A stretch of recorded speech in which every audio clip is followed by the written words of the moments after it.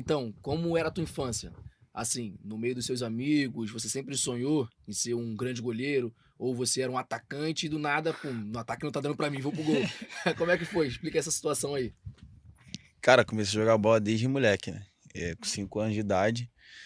Eu tinha um primo que jogava no Vasco. Daí o meu tio, no caso, virou pro meu pai e falou assim: pô, leva o Hugo pra fazer um teste lá e tal. Aí meu pai falou assim: meu pai sempre teve sonho de jogar bola. Jogou bola, mas não vingou. E meus irmãos, por parte de pai, tentaram também.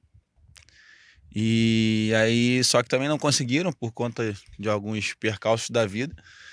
E aí veio eu. E com 5 anos de idade, a gente foi fazer esse teste no Vasco. Eu fui fazer teste na linha. Só que eu com 5 anos, eu falei assim, mano, acho que eu vou pedir pra agarrar. Eu era maior que os outros já. Aí, tá vendo? Uma descoberta, tá vendo? Eu pedi pra agarrar. Aí num treino lá eu fui pedir pra agarrar. Nesse dia que eu pedi pra agarrar, na época o Márcio, esse rapaz até faleceu, era o diretor da base ali do futsal do Vasco. No meu primeiro dia que ele me viu agarrar, ele olhou, sim. Aí perguntou, quem é o pai daquele menino ali? Meu pai se apresentou. E aí falou assim, então, eu queria dar um presente pro seu filho. Meu pai deve dar uma carta de demissão, de despedida. E aí ele me deu um uniforme de goleiro. E aí falou assim, seu filho vai ser goleiro. Aí meu pai, mas goleiro, meu filho tem 5 anos, nunca pegou a bola, nunca fez nada. Não, seu filho vai ser goleiro, a gente vai trabalhar ele para ser goleiro. E aí começou a minha trajetória no futebol. E o engraçado é que o meu irmão, eu tenho 2 irmãos mais velhos, eu tenho um irmão que é o do meio, tenho um mais velho, um que é mais velho que eu, mas é do meio. Uhum. E aí ele gosta muito de agarrar. Só que ele joga bem futebol. Ele jogava no meio, jogando Botafogo na base, mas há muito tempo atrás. E não vingou no futebol. E aí o meu irmão gostava muito de agarrar nas peladas. E meu pai falava, pô, não vai pro gol não. Goleiro não. Não sei o que lá, não. Aquele orgulho de quem Pô, tentou jogar na linha, né? Goleiro não dá Goleiro não dinheiro, pode, né? não Eu creio pode. que todo pai é assim, todo pai é E assim. aí veio eu, pra queimar a língua do meu pai, virei goleiro. Então quer dizer que a tua carreira começou no Vasco? Começou no Vasco, mano, e eu nunca soube disso. Surpresa também, não sabia Aí, dessa não. surpresa pra todo mundo que tá Começou assistindo. no Vasco, velho. Eu comecei a jogar futsal no Vasco e passei pelo Fluminense também. E depois eu voltei pro Vasco. E aí eu ganhei um título em cima do Flamengo, no Ih, futsal. Que isso, cara? Isso. E no futsal do Vasco, a gente jogou, era sub-8, sub-9, não lembro. E aí foi quando. Mas a minha família sempre foi flamenguista e eu era flamenguista, sempre fui. já Sangue tava, Mengão, já né? tava Sempre impregnado fui, já. sempre fui. Tava no sangue. A primeira roupa que eu vesti quando eu cheguei em casa da maternidade foi uma roupa do Flamengo. Aí. Meu pai Já obrigou era a minha mãe a Flamengo. fazer Não isso. tem pra Não, onde tem correr. que ser flamenguista. Apesar de que comigo aconteceu o contrário, eu sou flamenguista até hoje. Eu ganhei do Vasco. Do meu tio, que deve estar assistindo. Valeu, tio Rogério. Mas você não conseguiu, fracassou nessa tentativa. No meu caso, como minha mãe já era flamenguista, então a família inteira abraçou. E aí tua família te presenteou com uma camisa do Flamengo assim que você saiu da maternidade, né? Bom, diz meu pai, me conta essa história de que a primeira roupa que eu vesti quando saí da maternidade foi uma roupinha do Flamengo. E aí, por ironia do destino, eu comecei a jogar futebol no Vasco. Mas assim, sempre fui flamenguista, tem vários episódios engraçados em relação a isso. E aí, depois dessa final que a gente ganhou do Flamengo, eu voltei pro Vasco, continuei no Vasco. Só que aí o pessoal da diretoria do Vasco virou e falou assim, agora o Hugo vai ter que fazer o nome dele no... É Neneca, né? Era o Neneca. Vai ter que fazer o nome dele no campo e agora ele vai seguir no campo. Só que na época eu recebi uma ajuda de custo, que era o que bancava minha casa, no caso. Entendi. Que meu pai desempregado, minha mãe não trabalhava por conta de mim e da minha irmã. E essa ajuda de custo era o que bancava, ajudava a gente se manter e o dinheiro da passagem. Só que aí eles falaram, agora a gente vai pro campo e a gente vai cortar. E aí meu pai virou pra mim e falou assim, eu vou ter que te tirar do futebol, não tem como. Caramba. E aí no final do ano fiquei sem jogar bola. Eu saí do Vasco por conta de falta de grana para poder ir treinar e tudo mais. E fiquei em casa. E esse mesmo primo que jogava no Vasco na época, já tinha saído do Vasco, depois de alguns anos que eu fiquei lá, ele estava jogando num time de escolinha, não é de escolinha, mas era um time que disputava o Campeonato Iguaçuano e tudo mais. E eu falei, tá bom, e eu vou lá. E aí foi meu primeiro contato com o campo. E eu tinha, não sei, 9, 10 anos, eu já jogava com os meninos de 15, 16. Já Aí sempre assim, fui ela grande pensou, no E como futebol. seguia a necessidade de um goleiro de ter uma luva, ter uma chuteira? Como era isso? Essa Usava emprestado? parte aí era o era literalmente era Deus que provia, porque a gente não tinha condição de nada. Diversas pessoas ajudaram a minha trajetória, da minha família, minha madrinha, minha tia, minhas tias, meus tios. Assim, muitas pessoas abraçaram a minha causa e viram que era meu sonho. Ouvi muita coisa também que eu não queria ouvir, mas eu sempre tive a cara de pau de chegar e pedir ajuda. E eu não sou orgulhoso, não tenho orgulho de nada. Eu costumo dizer que, às vezes, eu acho que eu sou meio bobo até, por não ter orgulho das coisas, mas eu não consigo ter essa coisa de, eu não vou pedir, eu não vou fazer. Se eu precisar, porque eu sei que talvez se a pessoa precisar de mim, vai chegar até mim e eu vou ajudar. Então, na época, eu precisei muito da ajuda das pessoas. Sempre E Deus correu colocou atrás, as né? pessoas certas nos momentos exatos para me ajudar. E às vezes não tinha chuteira, Deus tocava no coração de alguém para comprar uma chuteira para mim. E não tinha uma luva, Deus tocava no coração de alguém para me dar uma luva. E eu ficava com fome lá no clube porque não tinha dinheiro para comer o lanche, e Deus tocava no coração de alguém para me dar o lanche. E isso foi tudo provisão de Deus. E em todo tempo. Às vezes Chegou a não ter faltar de dinheiro. você ter que dormir com fome? Já, várias vezes. Mãe, tô com fome, não tem, vai dormir. Vai orar que Deus vai Dormindo, mandar. não tem. Dorme que passa O fome. alimento era o sono, o alimento era o Era o sono. sono. E em algumas vezes, assim, algumas não, em muitas vezes Deus proveu. Porque eu lembro até de alguns episódios, tem um que é interessante, que a minha mãe uma vez estava em casa e a gente não tinha praticamente nada, assim. Não tinha praticamente nada. E a gente desesperado, porque eu tinha que treinar, não tinha dinheiro. Mas aí, assim, o dinheiro da passagem, a minha tia ajudava. O dinheiro da passagem, minha madrinha ajudava. Mas o dinheiro da comida, nem sempre as pessoas, tipo, ajudavam, porque não sabiam, porque era uma coisa que minha mãe também guardava, assim, pra ela. Uhum. E aí, com isso, tipo, a minha mãe é minha maior referência espiritual que eu tenho. E isso eu levo pra minha vida inteira. A intimidade que eu vejo a minha mãe ter com Deus, eu falo, cara, eu acho que eu nunca vou conseguir chegar a esse nível de intimidade. Por mais que eu busque, por mais que eu tente, eu acho que eu nunca vou conseguir chegar a esse nível, sabe? E uma vez ela falou que não tinha... Ela falou, não, eu vi isso. A gente não tinha nada em casa, e a minha mãe orando na cozinha falou, Deus, eu não tenho nada. Tô com tanta vontade de comer um contrafilé, sabe? E aí, nesse mesmo dia, quando deu 11h30 da noite, eu tava na rua, brincando, minha mãe já gritando, louca comigo, que 11h30 da noite, não é hora de estar na rua brincando.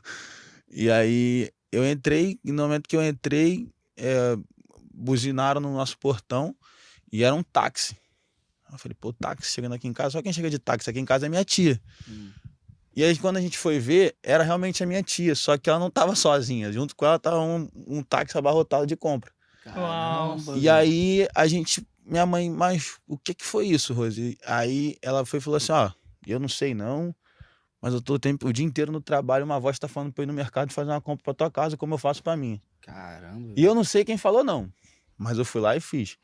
Tu tem alguma coisa dentro de casa? Aí a gente não tem nada em casa. E aí a gente comeu contrafilé. Deus supriu a necessidade. Cara, que demais. E foi assim, E provisão seu de pai Deus. chegou a te tirar do Vasco? Teve Tirou, que tirar tirou. porque não tinha condição? Teve que tirar. E aí foi quando eu fui pra esse time que meu primo tava também. Quando eu tive meu primeiro contato com o campo. Eu jogava futsal, tive meu primeiro contato com o campo. E aí, um pouco de tempo depois, o Flamengo, uma pessoa que jogou comigo no Vasco, ligou pro meu pai. Pô, e aí, como é que tá? Saudade de vocês, como é que tá o Neneca? Tá tudo bem? Meu pai tá bem, graças a Deus. E aí, como é que ele tá aí no Vasco? Não, né? Não tá mais no Vasco, não. Mas o que houve? O Vasco falou que ele ia ter que ir pro campo, a gente acabou tendo que sair porque não tinha condição nenhuma. A gente tentou, no caso, problema também, financeiro. E assim, um pouco também de assim, incoerência, ou sei lá, falta de sensibilidade do pessoal que trabalhava no Vasco na época. Porque eu tinha acabado de ser campeão brasileiro. Graças a Deus eu fui pelo Flamengo. Tinha acabado de ser campeão da federação, que era o campeonato carioca da categoria. Uhum. Melhor goleiro da categoria. Tava bem. E eles falaram, agora vai ter que fazer o nome no campo. Beleza, mas se eles pudessem, pelo menos, continuar com o dinheiro da passagem, ajudava. E aí, quando meu pai falou que não tinha condição, eles falaram que não podia fazer nada. E nisso que eles falaram que não podia fazer nada, eles me jogaram pra fora de uma forma ou de outra. Acabaram recusando. Isso aí. E aí foi quando aí o pessoal esse rapaz chegou na diretoria do Flamengo, no futsal do Flamengo, e falou, pô, o goleiro que era do Vasco, o Neneca, pô, tá sem clube. Chama ele pra vir pra cá. E aí o pessoal do Flamengo ligou pra mim e falou pra eu ir pra lá, pra Gávea lá, no futsal. E eu fui com meu pai. Arrumamos dinheiro emprestado lá e fomos pra Gávea. Aí você chega lá no Flamengo. Eu cheguei no começou Flamengo no futsal. Chego no Flamengo no futsal. E aí quando eu cheguei, meu pai perguntou, e quando que o Hugo começa a fazer o teste aqui e tudo mais? E os caras, não, o Hugo não vai fazer teste, o Hugo tá direto no time. Tu entrou lá sem fazer teste? Sem fazer teste. Acesso permitido aí, pra vocês verem aí, ó. E aí, diretaço. Não, o Hugo não vai fazer teste, vai pro time. Aí eu comecei a jogar no Flamengo futsal. E comecei a entrar. E as dificuldades pra ir treinar? Continuavam? Piorou. Que isso? Porque o Flamengo ajudava com o Rio Card. Só que eu treinava futsal e campo. Aí já. Eu treinava na Gávea e no Ninho do Urubu. E eu morava em Duque de Caxias. Caramba. E tipo assim, era... Que hora você tinha que sair de casa? E quem te levava? Cara, durante muito tempo, Deus ele colocou um anjo assim na minha vida, que era o seu Edmilson. Pai do Gabriel, que jogou comigo também na época. E eu sou grato demais a essa família por isso, porque eles moravam em Teresópolis e eles todo dia de treino eles subiam a serra e desciam a serra para levar o Gabriel. Eu morava em Caxias, ele me buscava na Austin Luiz, eu morava perto da Austin Luiz, ia andando ali, ele passava por ali, me buscava. E assim, ele era um cara que, se ele comprasse ouro pro Gabriel e eu tivesse junto, ele comprava pra mim. Se ele comprasse um tênis pro Gabriel, ele comprava pra mim. Deus sempre colocou pessoas na sua vida. Sempre colocou pessoas no momento exato. Exatamente. Tinha que sair. Aí quando eu comecei a treinar de manhã, que foi quando eu fiz 14 anos, que os treinos passaram a ser de manhã, aí era perrengue, velho. Que eu tinha que acordar 3h30, 3h50 tinha que pegar o ônibus para ir pro centro de Caxias, para do centro de Caxias pegar o Caxias Barra, para ir lá pra Barra, para ir da Barra pegar outro. E o treino tinha que chegar às 7h30. Eu saía de casa 3h50. Caramba. Eu já chegava cansado. Isso o quê? De segunda a sexta? Isso de segunda a sexta. Quantos títulos você tem? Não, não faço ideia. Tu tem ideia? Não faço ideia. Não faço ideia. Graças a Deus eu não faço ideia. Então, assim, em relação à base, não faço ideia, mas profissional eu consigo contar ativamente que eu participei no profissional. Eu tenho o Campeonato Brasileiro e o Campeonato Carioca agora. Sim. E os outros que eu já fazia parte do elenco, mas não participei, não joguei, tem o Brasileiro 2019, Libertadores 2019, Campeonato Carioca 2019, Supercopa 2020, 21 já participei assim ativamente, não joguei, mas já estava integrado ao elenco de forma definitiva. E assim, mas é tudo título, tá tudo no currículo. É isso aí. Com 15 anos tu já entendia a responsabilidade, né? Porque por mais que seja um jovem, né? Um pré-adolescente, adolescente, tu já começou a entender, cara, eu não posso desistir. E por mais que eu esteja passando por esse desafio de um jogador de categoria de base, eu tenho uma família e Deus é comigo. Como você lidava com essa questão de não desistir em meio a tantos desafios que você enfrentava? É muito do que eu falei. Eu nunca pensei em desistir porque em muitos momentos difíceis que parecia que não tinha saída, que parecia que não ia mudar a situação, que o quadro só piorava. Só que eu sempre soube que eu estava debaixo de promessa, então, e eu sempre tive isso na minha cabeça. E eu sempre falei, eu tenho uma promessa e é aqui que eu vou ficar. Eu tenho uma promessa e é aqui que eu vou ficar. Tenho uma promessa e é aqui que eu vou ficar. Chegou uma época que eu não estava jogando no Flamengo, eu não jogava fazia anos. Não jogava um jogo fazia anos. E eu fiquei de sub-12 até o sub-15 para eu jogar um jogo. Caramba, que isso? Só treinando? Só treinando. E não desistia, ia pro treino toda vez? E o meu pai falou, não, meu pai, eu vou te tirar, você não merece isso, eu vou te tirar. Aí, quando ele falou, eu vou tirar o Hugo do Flamengo, a minha mãe, que nunca se meteu no futebol, virou e falou assim, você não vai tirar porque Deus não mandou tirar o Hugo de lá. Ah, mas Deus não mandou tirar. Então o Hugo vai ficar lá, vai passar o que ele tiver que passar. Mas Deus mandou ficar. Tava te lapidando, então, esse tempo todo. Né? Exatamente. E quando foi que você pegou a titularidade na base? Eu comecei a jogar no Sub-15, na verdade no Sub-14. No meu primeiro torneio como titular foi uma Copa Guri. Nunca ouvi falar. Copa Guri. São Gabriel da Palha, lá em 2013, janeiro de 2013. Foi quando eu realmente comecei a jogar na base. E aí, logo no primeiro torneio ali, a gente foi campeão, fui melhor goleiro, fui bem no torneio, ou seja, já tive um desempenho bom. E aí, desde então, eu passei a jogar. Claro que com alguns altos e baixos, em alguns momentos fiquei no banco também. Mas assim, a minha trajetória na base do Flamengo foi bem vitoriosa. E os meus 2 últimos anos de base, eu consigo contar pelo menos os 2 últimos anos. Os 2 últimos anos foram 10 títulos. Uau. Isso, 5 títulos em cada ano. Assim, foi bem... Meus 2 últimos anos jogando, eu fui feliz. E na base você pegou a seleção brasileira, além da principal. Qual foi a primeira reação de você a ser convocado para uma seleção de base, a da base, a primeira vez? Como foi? Quando eu fui convocado a primeira vez, quando eu soube que eu fui convocado a primeira vez, eu soube por bastidores, porque saiu a convocação e eu não tava. Eu falei, caramba, não tô na convocação, tô fazendo um baita de um campeonato, isso já era sub-17. Pô, tô fazendo um baita campeonato, tô bem e tal.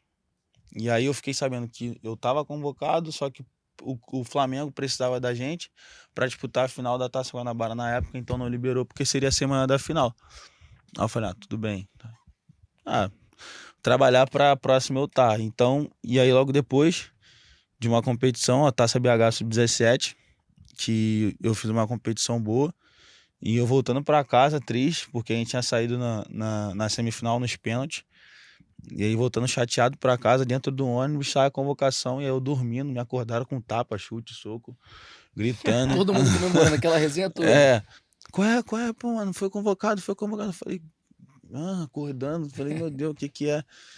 E aí eu tive minha primeira convocação para a seleção de base. Quando eu cheguei em casa, eu falei pro meu pai, pra minha mãe, a gente chorou muito junto. E eu lembro como se fosse hoje. Então, dentro de tudo isso, como te comovia essa situação? Como você se sentia a pisar no gramado, botar a mão no peito, ver aquela multidão, todo mundo te analisando e você na seleção principal sendo convocado? Assim, quando eu tive uma sequência de convocações na base. E aí a primeira foi toda uma emoção, aquela coisa, cara, primeira vez e tudo mais. Só que a minha cabeça era, eu preciso fazer o meu trabalho bem, porque foi o meu trabalho, primeiramente Deus, Isso. e o meu trabalho que me trouxe até aqui. Então eu preciso continuar isso para eu voltar para cá. E aí eu tentava não focar muito nisso. Caramba, mano, eu tô na seleção brasileira, eu tô entre os melhores do Brasil. Eu tentava focar, não, vou fazer meu trabalho. Mas quando eu chegava em casa, quando eu tava com a minha mãe, com meu pai, com meus amigos ali, com a minha irmã, eu falava, caraca, velho, tem noção de que é seleção brasileira? Tipo, isso na base. E quando eu tive a oportunidade de ser convocado para a seleção principal, eu me emociono de falar porque eu vi toda a trajetória da minha vida valendo a pena, tá ligado? E tipo, eu tinha 19 anos na época. Era da base ainda do Flamengo, jogava no Sub-20. E aí quando saiu a convocação, eu tava treinando. Aí eu falei, caramba, mano. E eu só sentei no campo na hora. Eu parei, não consegui mais treinar. Eu sentei na beira do campo e eu só perguntava, Deus, o que você tá fazendo comigo, tá ligado? Eu falava assim, o que o senhor tá fazendo comigo? Eu não sei. Eu não mereço nada disso. E aí Deus, ele falava comigo assim, constantemente, isso é só a ponta. É só a ponta. É só a ponta do iceberg. Isso é só pra você sentir o gosto. E assim, eu vivi aquele momento assim, que tanto sonhei, sabe? Eu imaginava, eu fui convocado 15 dias antes de me apresentar. Eu imaginava todos os dias como seria lá. Todos os dias como seria. Cara, eu vou ver Pô, vou treinar com o Alisson. Pô, vou treinar com o Tafarel. Pô, vou treinar com o Neymar, irmão. Pô, vou treinar com o Felipe Coutinho, pô, com o Casemiro. Pô, vou ser treinado pelo Tite. Eu falei, cara, que isso, velho? Que eu tô vivendo, mano? Um moleque de Caxias que não tinha nada, sabe? E que, tipo... E porque Deus quer, conquistou as coisas.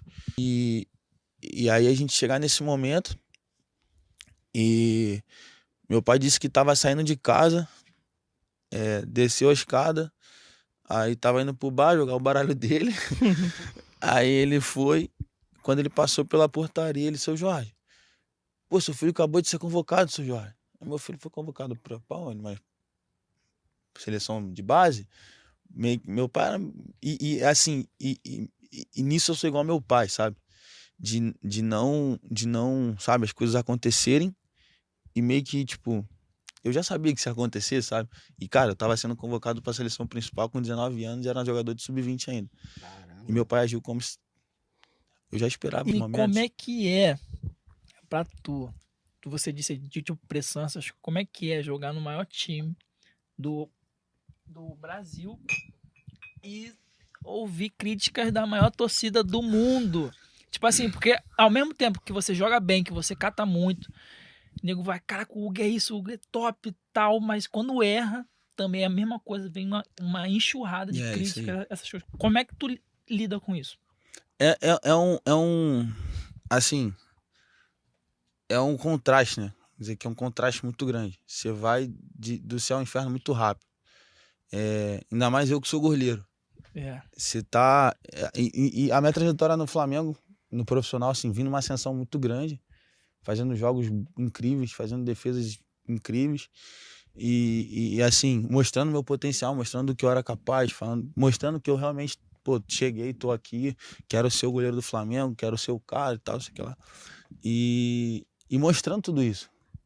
E aí, o futebol é o seguinte: você é cobrado pelo que você mostra. Você é cobrado pela expectativa que as pessoas depositam em você. Sim. E aí, só que a expectativa das pessoas vem pelo que você faz.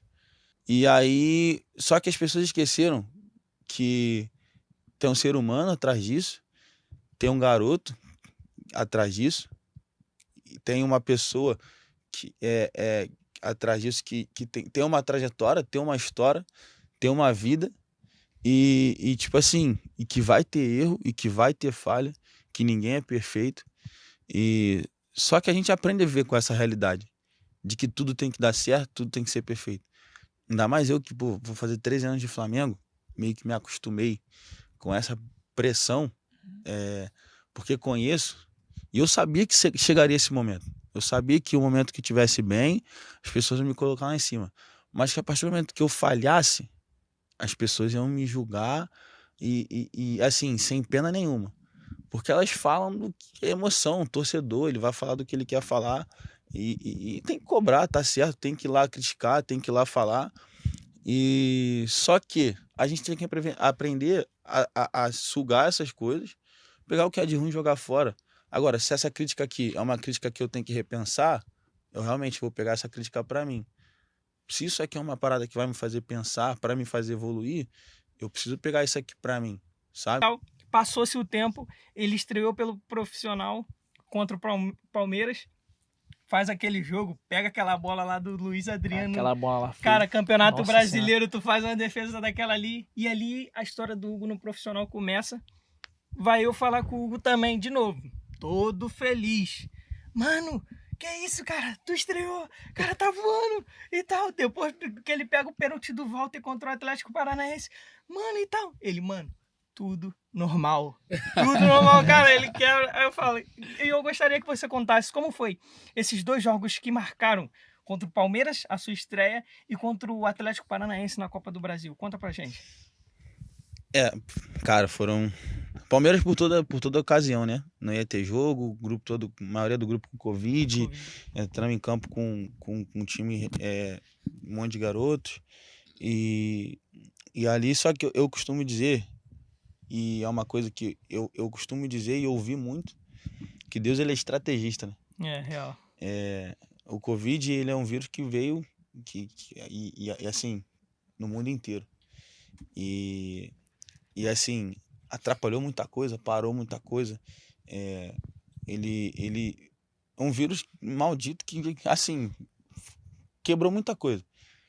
Só que Deus ele é tão estrategista, tão inteligente, porque ele faz a maldição virar bênção na vida daqueles que o servem, Exato. sabe? Verdade. Na vida daqueles que entregam a vida nas mãos de Deus. E não é porque a gente é cristão que a gente é perfeito. Não é isso. Ah, eu sou cristão, não peco. Sou cristão, não falho. Nada disso. Só que eu sou cristão. Eu sei que o meu erro, eu sei onde eu vou me reparar. Eu sei que quando eu errar, eu sei aonde eu preciso chegar para dobrar meu joelho e me reparar do meu erro. Eu preciso aprender com aquilo ali que eu errei. E às vezes, aprender com o erro de outras pessoas. Erros de outras pessoas que conviveram comigo. E tipo, eu sempre levei isso pra minha vida, sabe? E assim, e Deus usou essa estratégia. Bom, vamos imaginar, vamos pensar como Deus agora. Nunca, pelo amor de Deus, mas sei lá, vamos tentar. Chegar a decifrar um pouco da imaginação de Deus. Pô, esse cenário aqui tá adverso, tá complicado. Pô, mas tem um filho meu aqui que tá aqui, ó. Que acho que ninguém lembra dele. Mas, cara, eu preciso honrar esse cara aqui, sabe? Uau. Preciso honrar esse cara que tá aqui, que tá esquecido, que tá lá. Eu preciso fazer alguma coisa porque ele tá me buscando, ele tá me agradando, ele tá fazendo isso aqui. Pô, mas já que tem essa situação aqui, eu vou usar isso aqui pra honrar esse cara aqui. E ele tá aqui, eu vou colocar ele aqui. E foi isso que Deus fez comigo. E como você entra naquele jogo, qual é a expectativa? Entrou nervoso ou pra tu era como você sempre leva normal? Cara, eu não. Eu sou um cara que não consigo sentir nervosismo em algumas ocasiões. E pra jogar, principalmente pra jogar, eu sempre entro em campo bem relaxado. Eu não sei como, mas eu consigo esquecer tudo que tá acontecendo na minha vida do lado de fora, sabe? Eu consigo entrar em campo pra treinar, pra jogar e nem lembro quem é minha mãe, quem é minha irmã, quem é nada. Isso é Deus. Eu tenho certeza que é Deus na minha vida. De conseguir me desconectar de tudo que tá lá fora e focar ali dentro do campo. E foram 2 jogos, assim, que marcaram a minha vida, porque minha estreia, da forma que foi, do jeito que foi, com todo o contexto, um goleiro, ser eleito melhor em campo, honra de Deus, vontade de Deus. E meu primeiro pênalti no profissional, honra de Deus, vontade de Deus. E aí, mas assim, como eu falei, eu acredito no que Deus preparou, sabe? E assim, Deus ele faz assim, toma, isso aqui é teu. Agora vê o que tu vai fazer com isso. Então, vivendo dentro de tudo isso que você já correu, você batalhou, conquistou, chegou, pegou o seu espaço e em questão de segundos, assim, momentos que você achou, pô, tô legal, através de algumas falhas que, normal, você sabe como o Sim. goleiro pode agarrar os 90 minutos bem. Se Falhou tiver um assim. acréscimozinho, falhou, velho. Já era. É o vilão da história. Perante a tudo isso, você vê, não que você seja descartado, mas você vê o Gabriel atuando como titular hoje. Como é a tua reação, como é a sua cabeça do lado de fora, e dentro de tudo isso que você sabe, como está debaixo de uma promessa, que você disse, queria saber como é a tua reação do lado de fora, tá analisando tudo dessa forma. Bom, é triste não jogar. A gente é jogador que tá jogando. A gente quer mostrar nosso trabalho. Mas assim, o Gabriel trabalhou também, tá ligado? Enquanto eu tava jogando, ele tava treinando. Enquanto o Diego tava jogando, ele tava treinando, tá ligado? Todo mundo que trabalha é recompensado pelo trabalho, sabe? Então, se o treinador achou que eu não estava no momento bom e ele estava melhor, eu vou respeitar isso e trabalhar para voltar e recuperar o meu momento. Certo. Natal junto, a gente já passou momento junto, tu já me tirou no amigo oculto e tudo mais. E, cara, é surreal. E para isso, para as pessoas que estão nos assistindo, o que você daria um conselho sobre amizades? Como elas devem prezar amizades? Fala aí pra galera. Pô, se eu pudesse dar um conselho sobre a amizade, meu, é prezar quem estava contigo no momento difícil. É você entender que quem quer o teu bem também não vai sempre te tá do teu lado em tudo. Que às vezes quando tu tá errado, quem quer teu bem vai falar, mano, você tá errado, tá ligado? E eu tenho amigos hoje que chegam pra mim e falam, mano, isso aqui tu tá errado. Isso aqui é desnecessário. Isso aqui você não precisa fazer. Às vezes eu quero fazer uma parada pra agradar a mim ou pra agradar a eles.